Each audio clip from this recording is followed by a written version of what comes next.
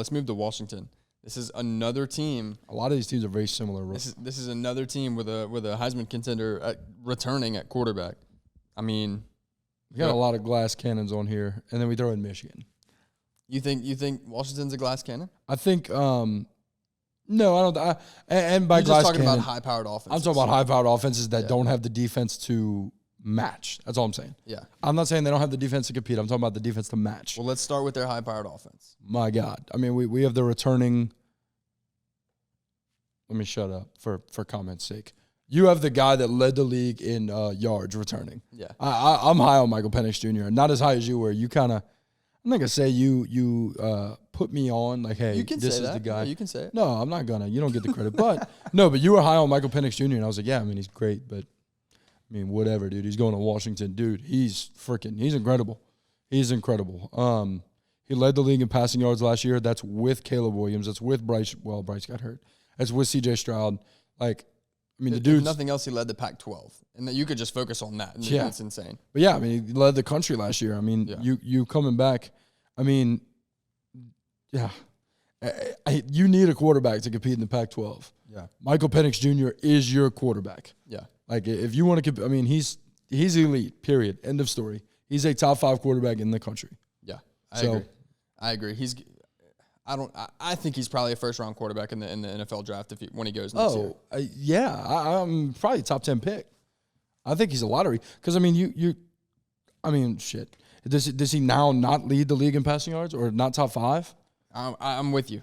So at that point, you're like, you got a guy that led it and then was 4th for whatever's sake. I just stay away from guessing where quarterbacks are going to go because I would have never told you Will Levis and Anthony Richardson are going top 10. We ought to just shut up on that front. Yeah. So I'd have lost every bet I took on that. Yeah. All right. So the point is you're getting Michael Penix Jr. back. He led the entire country in passing yards last year, and he's on your team again. You can't ask for anything better again. We said the same thing about Bo Nix, but I would rather have Michael Penix Jr. in my opinion. And Caleb Williams exists. Right. But anyway, Michael Penix is a great quarterback. But they're all in the Pac-12. Yeah. Okay, but let's talk a little bit about why Michael Penix Jr. had the season he did.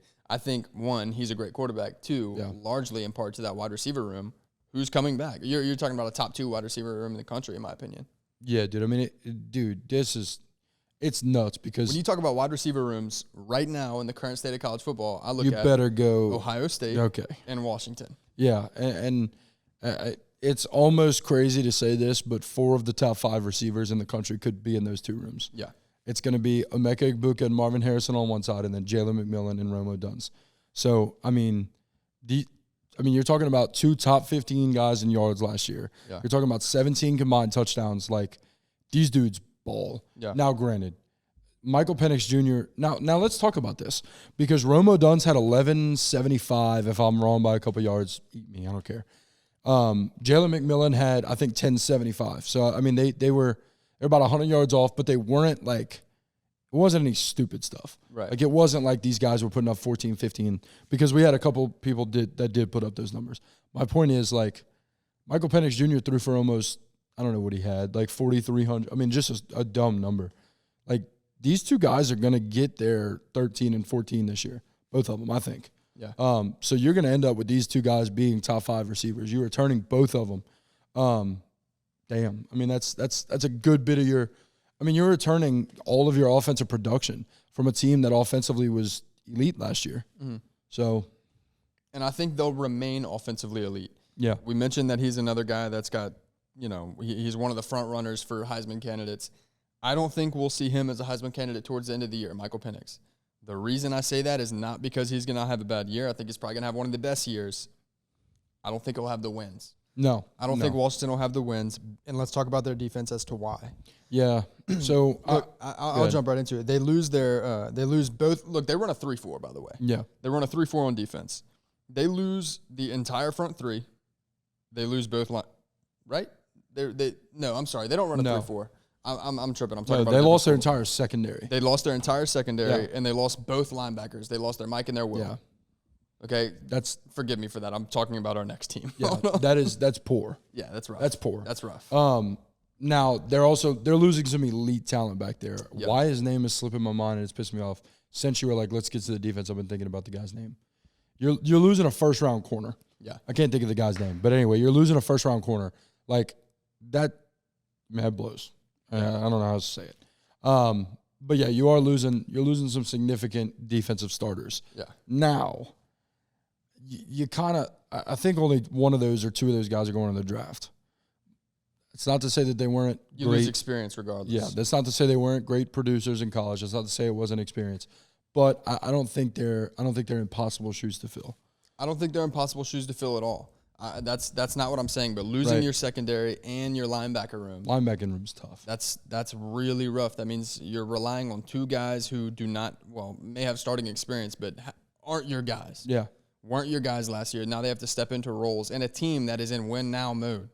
They are absolutely. This offense that they have right now is the team to go win. This is the best offense they'll have for the next decade. Got to be, in my opinion. Yeah, I agree. You talk about the two wide receivers they have in that room, and then Michael Penix Jr. at quarterback. If there's a team, if they're gonna go win anything, it's got to be right now. Yeah, and that's not a scenario where you want the bulk of your defense to be leaving. I look at them as a baby Tennessee. I only say that, yes, because we talked about Tennessee. Had we not, I wouldn't have thought of it. But now that I'm looking at it, they're kind of like a baby Tennessee. I'm not saying that Michael Penix Jr. is a baby Joe Milton because he's better. But like you're saying as a whole because their defense can't keep them in certain games in the Pac-12. Correct. And I think that's kind of what you're going to run into. You're going to run into high power quarterbacks. And now that I've been setting expectations for all these quarterbacks. Michael Penix Jr. needs to go lead the league in passing yards this year. I mean he's got to compete with the guys that we just named. He's got to compete with Cam Rising, Dante Moore, and Wyatt, Shadur Sanders if he ends up being anything. Bo Nix. These guys are all nuts. That I don't even know if I said Caleb Williams. I probably did, but anyway, he's got to go. Okay, let me shut up. Look at what they did last year. They should have probably been in the Pac-12 championship. I mean, they were a Pac-12 championship kind of team. He led the league in passing yards. They needed that. There was a three-way tie. Yeah, it was Utah, Oregon, and Washington. Exactly, and they're going to need that again. So I'm not saying he needs to be number one, but boy, he better be top three. And I think he will. I think they'll return to be just what they were this year. Yeah. I mean, again, you're just returning so much production. You're returning two great receivers. You're not returning your running back, but he was. I mean, damn, your quarterback led the league in passing yards. Are you worried about your running back? Probably not. But you're returning some guys that have some starting experience in the running back field. I think they're going to be just fine. I think they're going to be just fine offensively. I think you're looking at I don't know, man. I think they do maybe drop another game. Yeah. I think they do. I wouldn't be incredibly shocked to see 8 or 9 wins this year, and that's not because I think they're a bad team.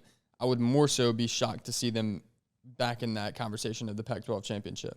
I think we could see that. Yeah. I think we could see that, but it's not what I'm expecting given the nature of that conference and the other high-powered offenses who have better defenses. Yeah. Yeah, I think that's fair. I think they definitely have a bottom tier because we're only talking about the elite of the elite. I mean, I say that, bro, but I mean, USC's probably got USC has a worse defense on paper, at least going into this year. They force a lot more turnovers. And so does UCLA, though. So if we're talking about the top 5 UCLA is teams, not one of the teams that I'm talking about getting there, though. I said before, I'm looking at USC, Utah, Oregon, Washington. I think of those 4, Washington's probably the weakest. Oh, I would say it was USC. That's what I would say.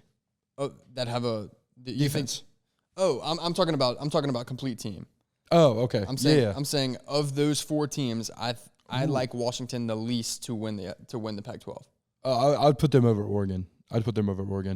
Interesting. Yeah, but I think they're close. We'll come back to this conference championship week next year. Yeah, I think it's close, but I'd put them over Oregon. But that's. I mean, again, I'm very much Utah, and then one of the other 3. Yeah, so that's how I sit on it. Thanks for watching that clip. You can check out another in the top left-hand corner or the bottom right-hand corner. You can always subscribe as well to this channel or to Cards and Culture. That's linked as well. That's going to be our long-form content. Yeah, make sure to check out the Discord in the description. Like, comment, subscribe, and we can keep this thing free forever.